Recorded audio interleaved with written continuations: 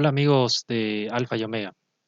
Aprovechando que estoy de vacaciones en mi natal provincia de Misiones, aproveché para hacer un video, ya que para no estar de balde, digamos, a pesar de que pasó el Congreso, hice otro video anteriormente y como tenía un par de libros aquí que había leído hacía algún tiempo, dije voy a aprovechar para hablar acerca de esos libros que tengo, que hacía bastante tiempo en realidad quería hablar sobre ellos.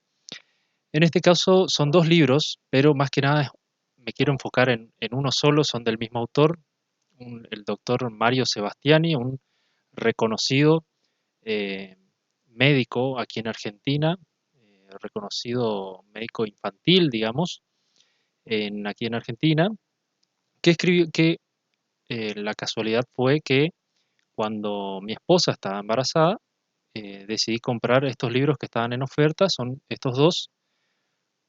Uno se titula Lo que nadie te contó del embarazo y del posparto, y el otro se llama ¿Por qué tenemos hijos?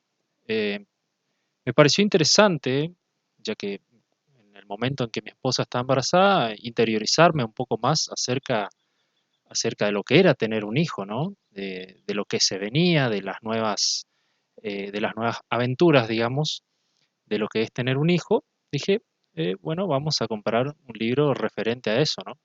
Y como estaban relativamente baratos, dije, bueno, voy a hacer el esfuerzo y me voy a comprar. Entonces este fue primero el primero que leí, lo que nadie te contó del embarazo y del posparto, fue la verdad un libro interesante porque cuenta acerca de lo que es, como dice en repetidas ocasiones en el libro, lo que es el puerperío, que es lo que pasa, lo que pasa después, o sea, el posparto, lo que ocurre después a la mujer, que por ahí tanto la mujer, la madre primeriza, desconoce de sí misma y el hombre también puede ayudar a su esposa a conocer, a saber qué es lo que ocurre, tanto enfermedades como la depresión posparto, eh, o lo que ocurre con la mujer, los cambios que generan, hormonales, psicológicos y demás. Me pareció interesante ese libro, fue una buena experiencia, digamos, que tuve con ese libro, porque eh, cuenta cosas que uno desconoce. Pero fue otra la historia cuando comencé a leer este otro libro, ¿Por qué tenemos hijos? ¿No? Eh, pero habiendo leído este primer libro, dije, bueno, debe ser de la misma calaña, ¿no? Pero pasado el tiempo, yo había leído ese, primeramente, lo que nadie te contó del embarazo y del posparto, y mi esposa, antes de que nazca nuestro hijo, leyó este otro libro de ¿Por qué tenemos hijos? Y me dijo, no leas ese libro, no sirve, pero no leí al momento, sino que ahora hace poco tiempo, no hace ni 6 meses, que leí este otro libro, y la verdad que me dejó pensando, dije, pareciera que fue escrito por otra persona, que no fue el mismo autor que escribió los dos libros, ¿no? ¿Y por qué? ¿Por qué creo que pienso tan distinto un libro del otro, ¿no? Este libro fue escrito en el año 2012 de la editorial Paidós, tiene muchos libros editados, sí, pero el autor, luego tiempo después me puse a investigar que es un reconocido defensor del aborto, ¿no? Como dije, este libro fue escrito en el año 2012, es mucho tiempo antes de que se derogara la ley, que fuera aprobada la ley del aborto gratuito, seguro, eficaz y demás hierbas que nos aseguran, ¿no? Pero nada más alejado de la realidad. Pero eh, quiero leerles algunas frases de lo que dice el autor acerca sobre todo esto, ¿no? Vamos a leer, primeramente en la página 17 nos dice por qué tenemos hijos, ¿no? Y es una pregunta que nos hacemos, ¿por qué traemos hijos al mundo? Primeramente, nosotros que somos cristianos, nos preguntamos y decimos, sí, tenemos que traer hijos al mundo, es un mandato de Dios, ¿no? Fructificado y multiplicados. es bueno, es un regalo de Dios tener hijos. Es un regalo que Él nos hace. Es una persona que Él nos presta para que nosotros lo cuidemos, lo criemos, lo amemos y los conduzcamos en los caminos del Señor, ¿no? Para que ellos también luego sean salvos. Si es esa nuestra fe, ¿no? Llegar a la salvación y conducir a nuestros hijos en ese camino, ¿no? Como nos dice también ese otro versículo que es, instruye al niño en su camino y aun cuando fuere viejo no se apartará de él. Pero lo que nos dice este autor, totalmente en la otra calle, en la otra acera, como se dice, dice lo siguiente acerca de por qué tenemos hijos. Dice en esta parte que tenemos a un hijo como si fuera una mascota, luego de tener las personas que consiguen un buen trabajo, tienen una buena carrera, tienen el auto, tienen la casa y bueno, tenemos la mascota, tenemos al perro y bueno, ¿y por qué no tenemos un hijo, no? ¿Por qué lo tenemos que tener? eh, Tenemos que tener algo más, es algo que todos tienen, ¿por qué no vamos a tener un hijo? Como si fuese una cosa tener un hijo, ¿no? Dice así en la página 17. Y así luego de haber terminado las carreras, los postdoctorados, después de haber ido a Machu Picchu, a Miami y un poco de Europa, luego de que hemos logrado los 2 autos y una casa acá y otra más allá para el fin de semana, surge de manera no deshonesta la pregunta, ¿y ahora qué nos falta? Y entonces tenemos hijos, como una muestra de amor o como una falta, se pregunta el autor, como una falta de amor o una muestra de amor. Entonces, como dije, tener un hijo es plenipotenciar el amor, ¿no?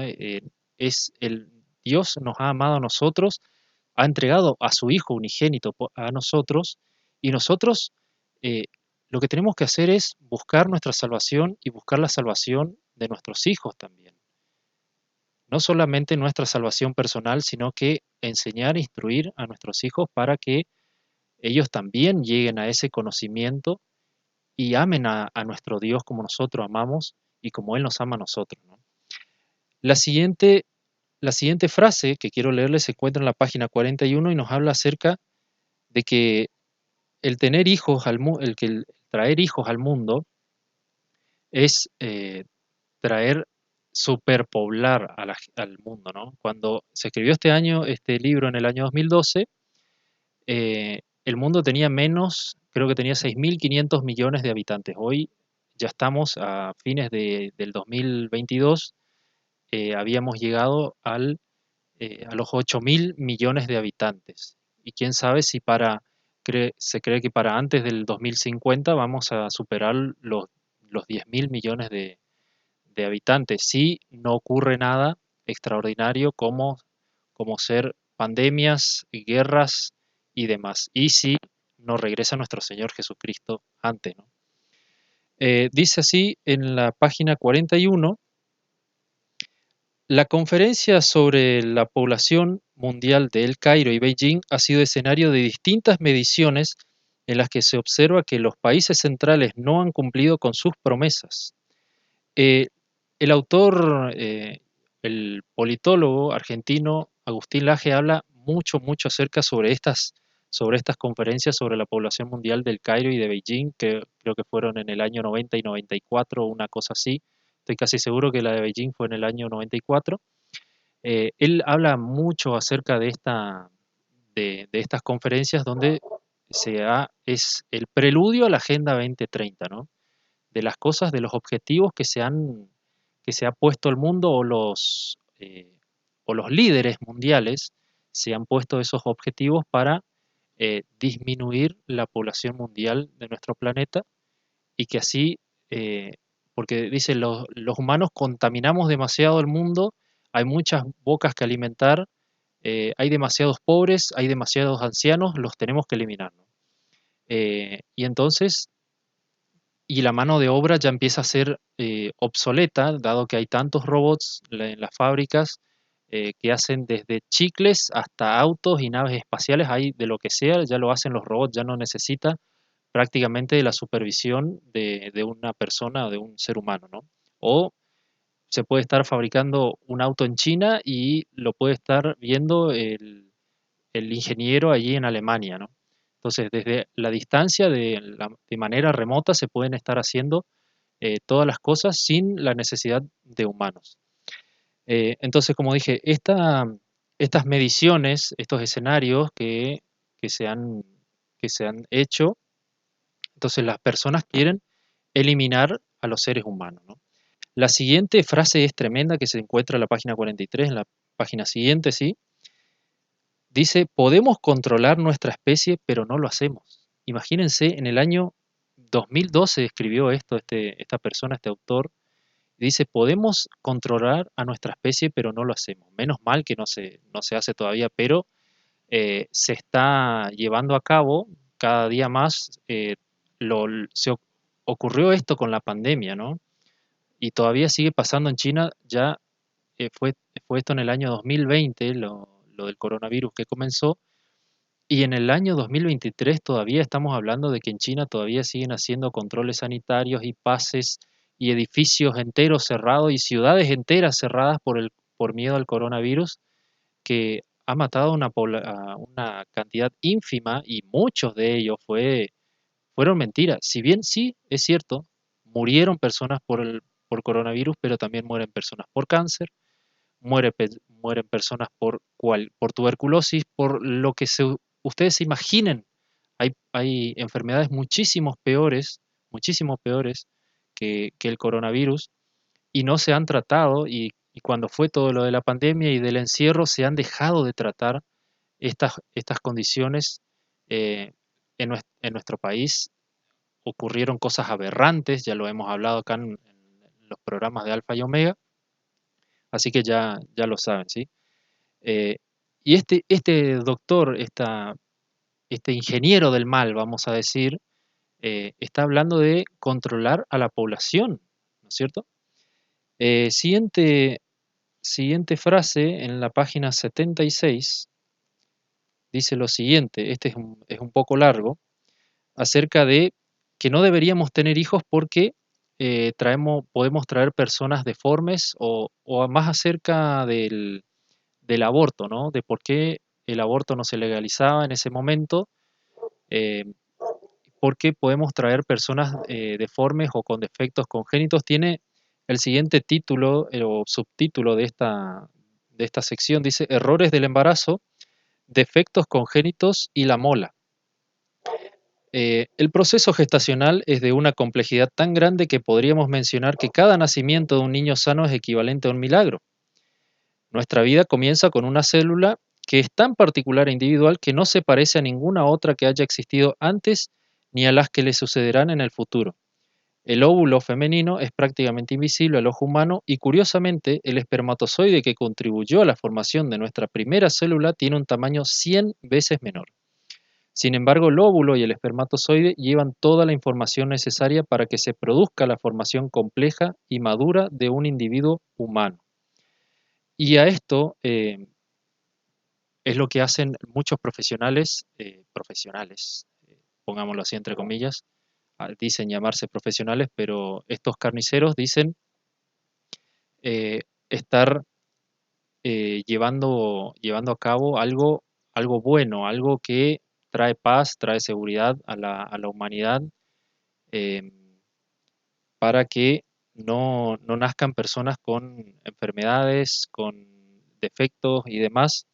Entonces, ¿para qué traer un hijo defectuoso al mundo? ¿Para qué traer una persona alguien deforme, a alguien que vamos a tener que estar cuidando al mundo, ¿no? Entonces, ¿por qué no mejor matarlo antes de que nazca y antes de que se sepa si tiene algún defecto y demás? Eh, la siguiente frase se encuentra en la página 96.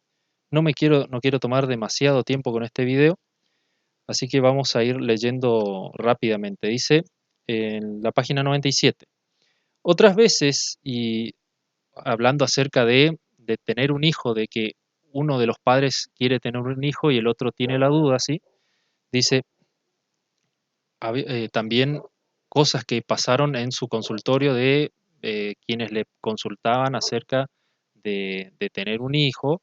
Dice así, otras veces y en intimidad Muchas parejas manifiestan que han tenido un hijo debido a que la mayoría de sus amigos ya habían tenido uno. Este punto es muy interesante, puesto que entre los distintos cambios que ocurren con el nacimiento de un hijo se encuentra la modificación de los amigos y de los afectos.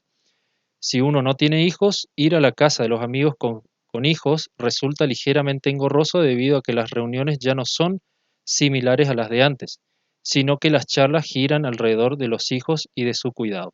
A mí me parece, este punto me parece impresionante, me parece excelente, un punto excelente porque es cierto lo que pasa. Cuando las parejas cristianas de mis amigos cristianos, ¿no?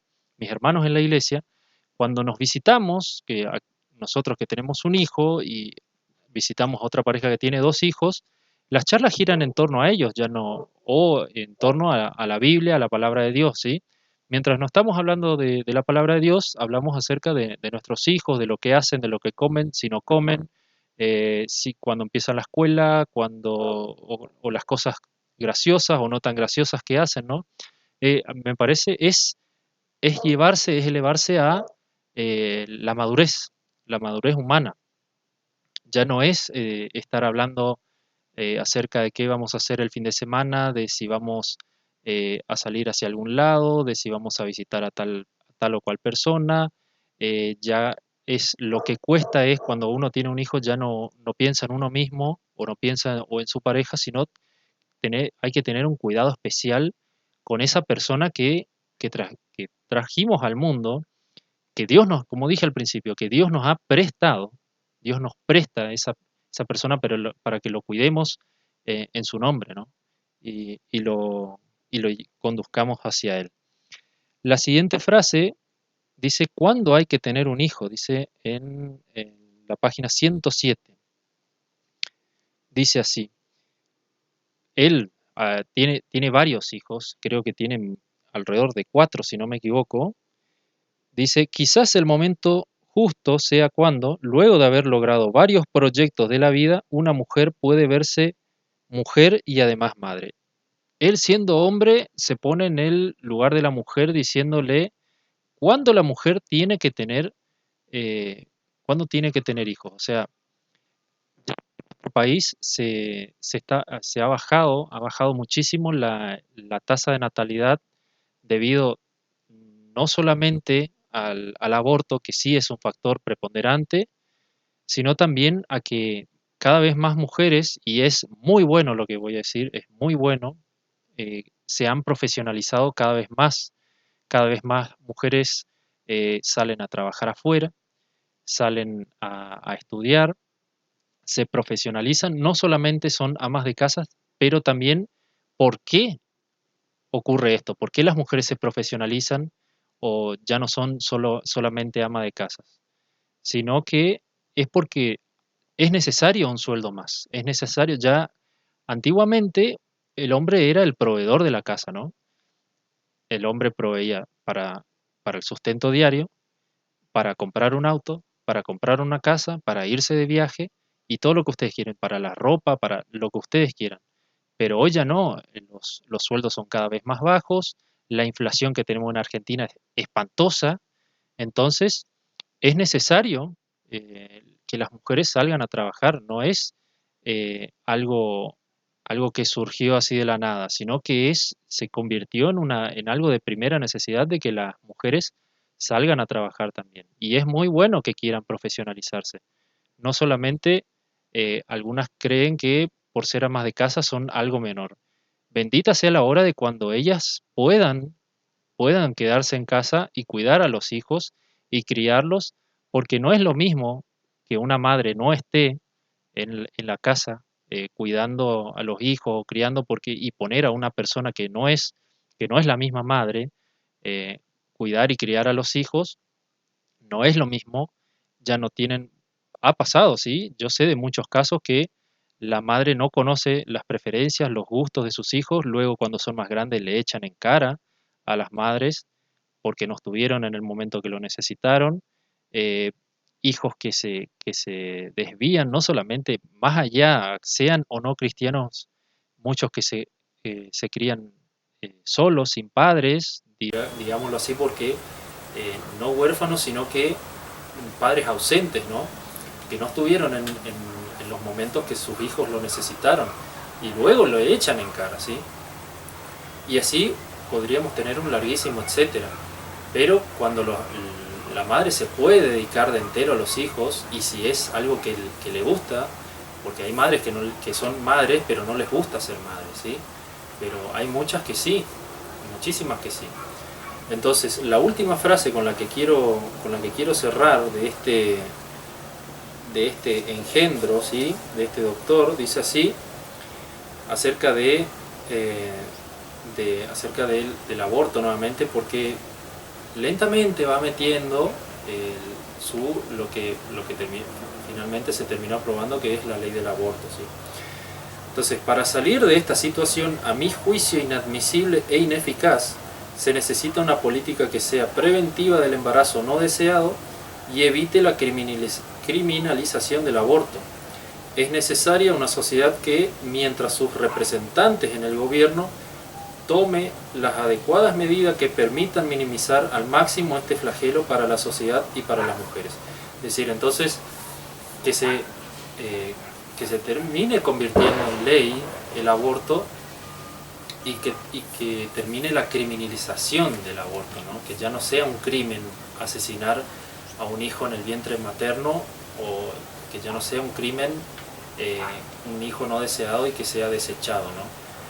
Entonces, como dije hace un momento, la tasa de natalidad de la Argentina ha bajado muchísimo para que haya un cambio generacional, para que las nuevas generaciones repongan a aquellas personas que ya no pueden trabajar, a los jubilados.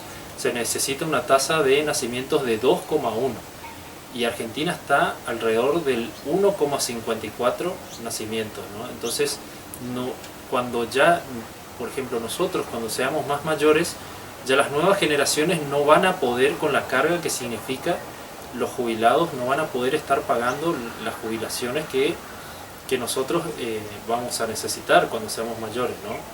Entonces, más allá de que la política en Argentina está hecha para los planes sociales y demás, es